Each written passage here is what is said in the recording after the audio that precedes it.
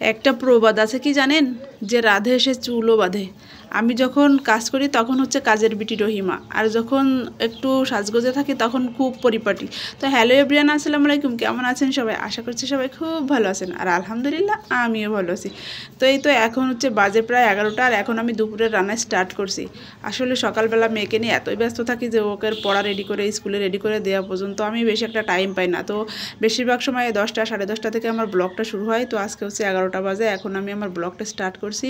I hope ব্লগটা আপনাদের মোটামুটি ভালো লাগবে, কারোর খুব ভালো লাগবে। আসলে একজনের সব কিছু তো সবার পছন্দ হয় না। 11:30 বাজে আমি হচ্ছে দুপুরের রান্না স্টার্ট করছি, আবার মেয়ে চলে আসবে 2টা আড়াইটার দিকে। তো তার ভিতরে আমার সব কিছু রান্নাবান্না কমপ্লিট করে গোসল করে নিজের পরিপাটি হতে হবে। তো এই তো আমি ট্যাংরা মাছ ভিজিয়েছিলাম, আর করলা আলু দিয়ে ট্যাংরা মাছের ঝোল করবো আজকে। আসলে এটা খেতে কিন্তু বেশি মজা লাগে। তো ভাতটা আমার বলক এসে গেছে, ওর পাশে দিয়ে দিয়েছি। যেহেতু আমার 2টা চুলা, তো এক সাইড রান্না করতে বেশ ভালোই হয়।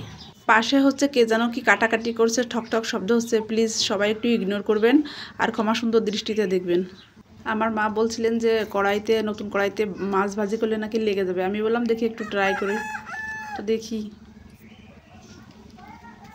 অবশ্য তেলটা আমি অনেক বেশি গরম করে নিব।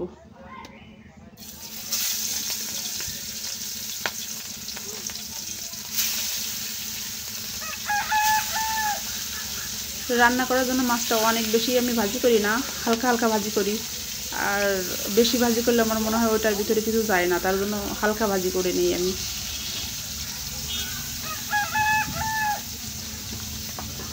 আপনারাও একদিন ট্রাই করে দেখবেন করলার ঝোলের সঙ্গে ট্যাংরা মাছ। তো ফাইনালি আমি তরকারিটাও চড়িয়ে দিয়েছি। কালারটা অনেক সুন্দর এসেছে। অবশ্য খাইতে একদমই তেতো লাগে না। অনেকে বলে করলার তরকারি নাকি তেতো লাগে, বাট আমার তো একটুও তেতো লাগে না, আর খেতেও অনেক মজাই লাগে আসলে। তো মাছটাও আমি এখন দিয়ে দিলাম, সেই ভেজে রাখা মাছগুলি।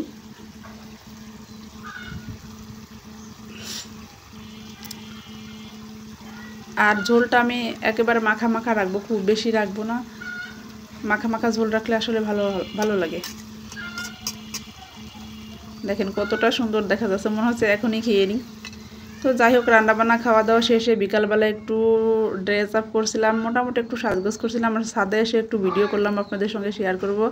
তো এই হোয়াইট কালার ড্রেসটা আমার অনেক আগের ড্রেস, তো এটা পরে হচ্ছে আমি আজকে একটু ভিডিও করলাম। তো কেমন হয়েছে সবাই জানাবেন।